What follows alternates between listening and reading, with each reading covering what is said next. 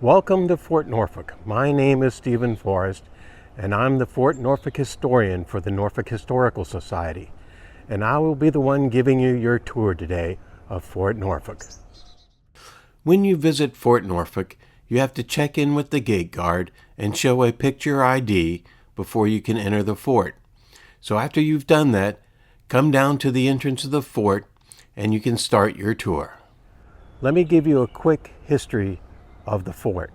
The fort was originally constructed in 1794 when George Washington was president. But this fort was only made of earth and wood. It had one barracks and one magazine. This fort was only manned until 1802 when it was abandoned. Then, with rising tensions between Great Britain and the United States, the fort was built again in 1808. And this is the fort you see before you today. Now, this fort was the command post for this area during the War of 1812. And it was manned by the Army until 1824, when Fort Norfolk was closed because Fort Monroe had taken its place. The Navy looked at the fort in the 1850s and decided this would be a great place to have a naval magazine. So they modified the buildings and built the large magazine in the middle of the fort, which was the parade ground of the fort. They used this fort as a naval magazine to store gunpowder for the Navy in this region, and also to manufacture exploding cannonballs and bullets for their guns. Now, the Navy maintained the fort until the Civil War. During the Civil War, the Confederates captured the fort. Then it was used by the Confederates for a year, and then the Union Army invaded Norfolk in May of 1862 and captured Fort Norfolk. They had a different use for the fort. The fort would be used as a prisoner of war camp during the Civil War. After the Civil War, the Navy once again used Fort Norfolk as a naval weapons magazine. But as the town of Norfolk grew, the Navy eventually closed the naval magazine and moved the operations to Craney Island in 1875. The fort remained with the Navy until it was turned over to the Army Corps of Engineers in 1923, and the Army Corps of Engineers is still here at Fort Norfolk. So let's go look at the fort. Before we enter the fort, let's walk around the outside of the fort. As you can see, the walls are rather tall, so while you're inside the fort, don't get too close to the edges of the walls because they are very old and it could be a little bit dangerous. But you can see as we walk around the outside two examples of the kinds of cannons that would have been on the walls of the fort.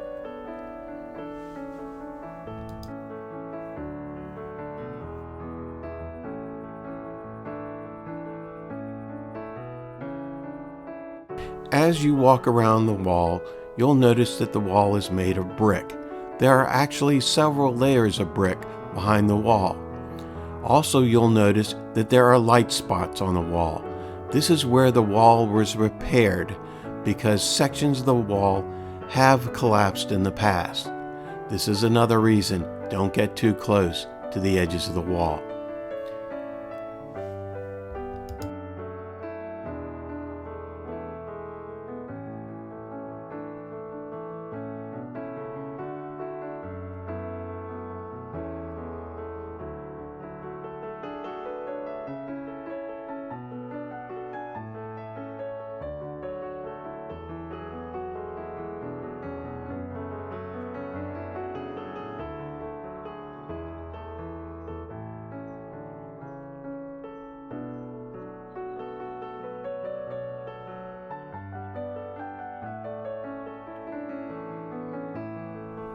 This is the sally port, or the entrance to the fort.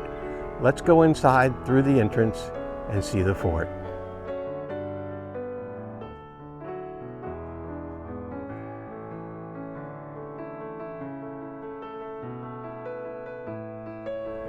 The door behind me is the entrance to our dungeon. This dungeon only has one window, and it's in the sally port as you enter the fort. You saw the bars when you came in and wondered what it was.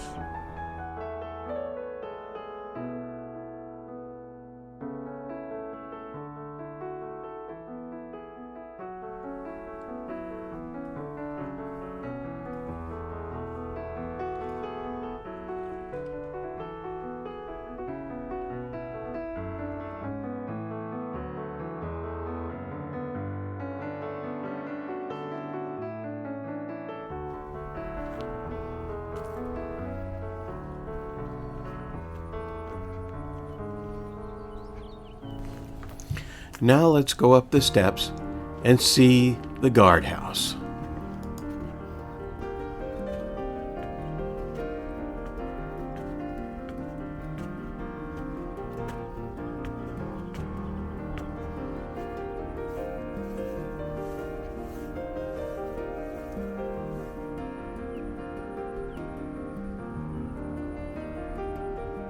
This is the guardhouse of the fort. The unique thing about this building is that it has a door on each side of the building so the guards can walk through the building and continue their rounds around the fort.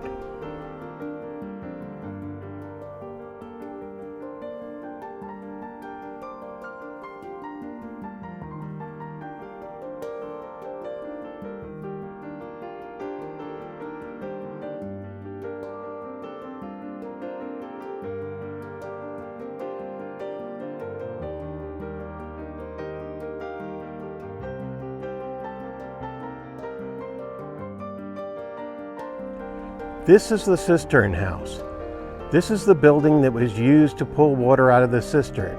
See, when the Navy took over the fort, they wanted a source of fresh water. So what they did is they built a gutter system off of all the buildings. And when it rained, the gutters would drain into this cistern.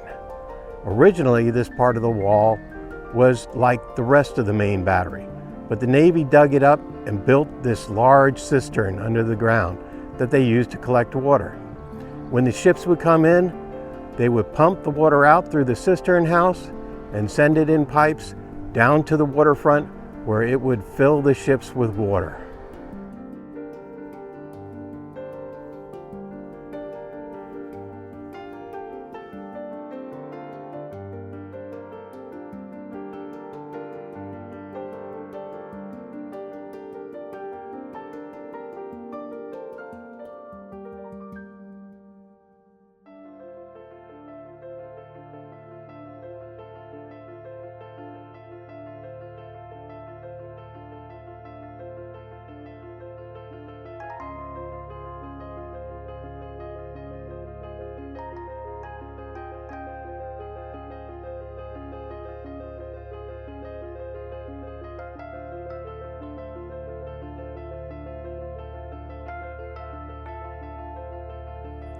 This is a good place to tell you why the fort is here. In 1794, all the ships had the guns on the sides of the ship. But to sail at Fort Norfolk, you have to sail directly at the fort. Therefore, we can fire at you, but you cannot fire at us as you try to enter Norfolk Harbor. Now let's go back down the steps and continue our tour of the fort.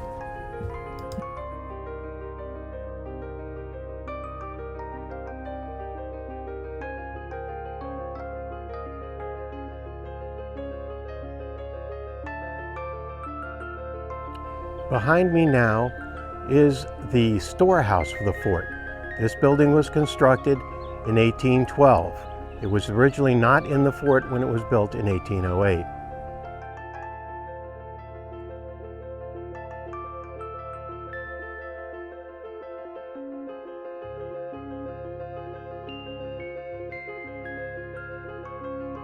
The building behind me now is the original enlisted quarters for the fort, which was built in 1808. This building housed one company of enlisted men.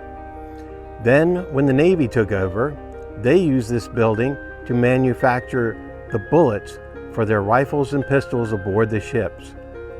When the Army Corps took over, this building became the cafeteria.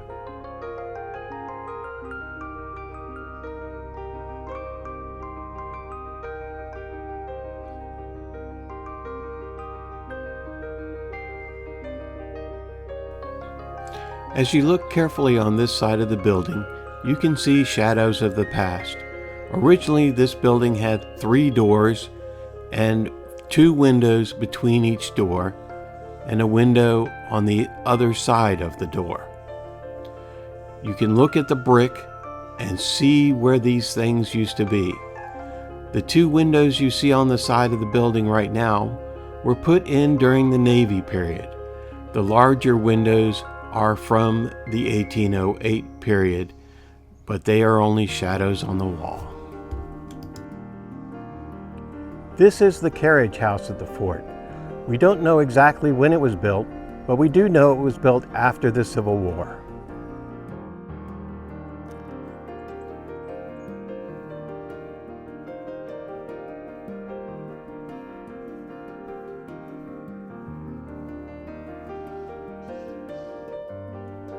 The area behind me now was the stables at the fort. This was probably to house the donkey or mule that pulled the cart full of munitions down to the pier to load up the naval ships. This building was built after the Civil War. Now let's walk up to the main battery of the fort. First, we must walk up what was the Confederate gun ramp. The reason we call it the Confederate gun ramp is the original gun ramp had been destroyed when they built the Cistern, and when the Confederates had the fort, they had to reconstruct a gun ramp to get their guns on the wall. Now we've arrived at the main battery. As you can see, we have a commanding view of the river.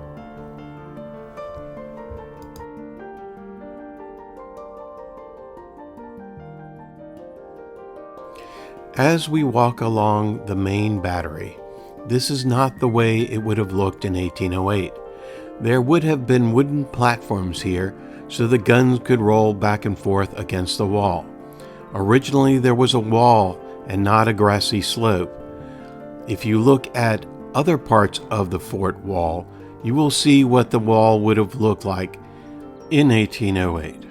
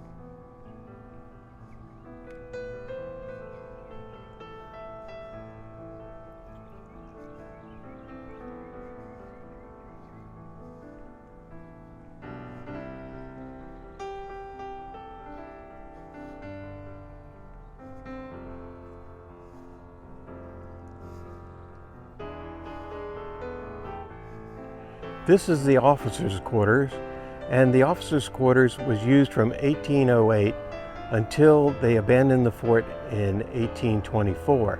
And when the Navy moved into the fort, they modified the building and used it to manufacture cannonballs to use on the warships. Like the enlisted barracks, if you look carefully at this building, you can see shadows of the past. Originally, this building had 2 stories and a basement, and you can see shadows of the original windows. Now, the Navy came in and modified the building, and you can see one Navy window in the upper left-hand corner of the building. The other windows were built in the 1920s by the Army Corp of Engineers. If we look here, we can see the basement windows, and as we go up, you can see where the original windows were.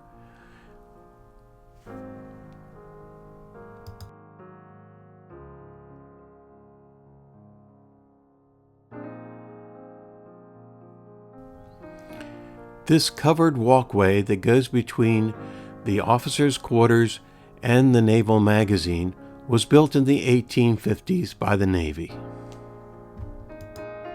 This is the Naval Magazine that was completed in 1854.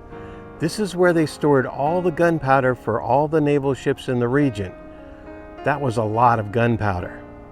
And this was used by the Navy until they abandoned the fort in the late 1800s. Also, during the Civil War, it was used as prison cells within it.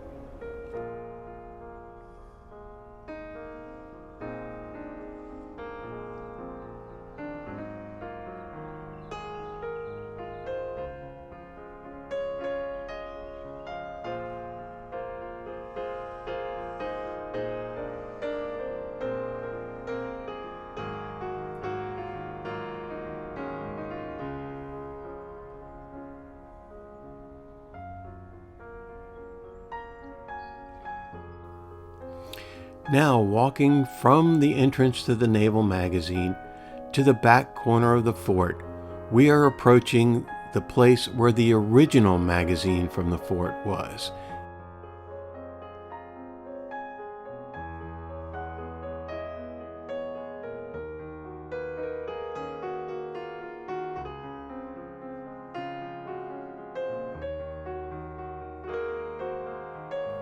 This is the location of the original magazine for the fort. And behind this magazine was a well so that the men could get drinking water.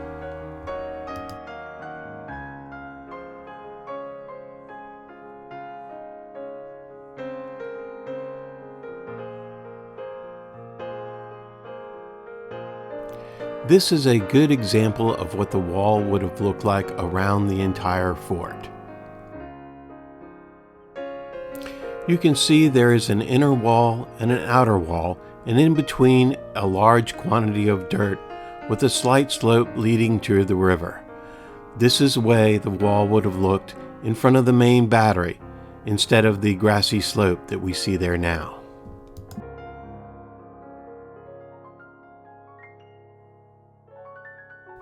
This is the location of the second enlisted barracks that was constructed in 1808. Nothing of this barracks remains.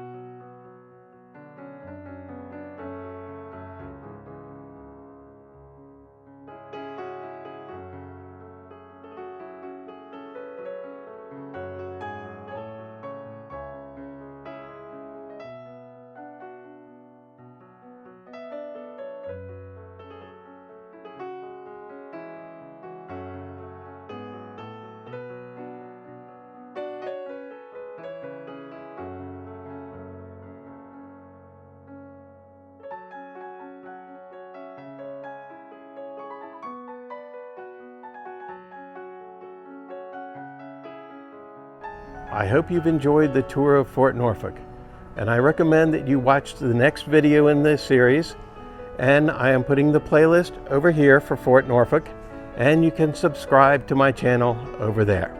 So until next time, see ya.